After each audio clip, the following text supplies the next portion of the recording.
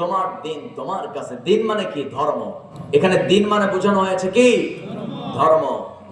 মানে তার ধর্ম সে পালন করবে এবং তার ধর্মীয় উৎসব সে একাই পালন করবে।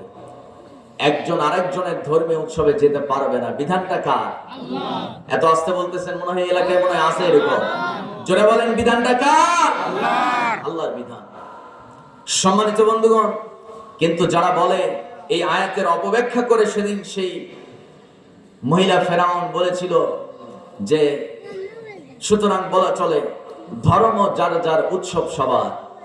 আমার ভাইয়েরা, হিন্দু ভাইয়েরা কি ঈদের নামাজে এসে আমাদের সঙ্গে নামাজ পড়ে? না। তারা কি আমাদের সঙ্গে জুমার নামাজ পড়ে? না। তারা তো কুরবানির ঈদে আমাদের সঙ্গে গরুও খায় না। খায় নাকি? না। তার মানে বোঝা গেল যার ধর্ম সেই পালন করবে।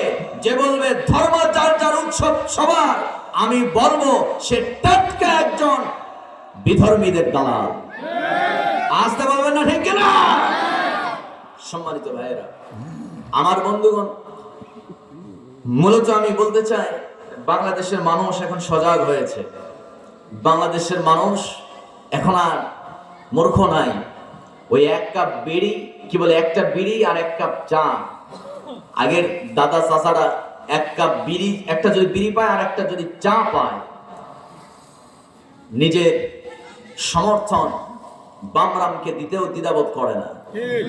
কিন্তু এখন বর্তমান এমন একটা সিচুয়েশন চলছে যে একটা বিড়ি আর এক কাপ চা শুধু নয়, এক বিড়ি আর এক কাপ চা শুধু নয়, লক্ষ টাকা দিলেও এবারের মানুষ, বাংলাদেশের মানুষ চোর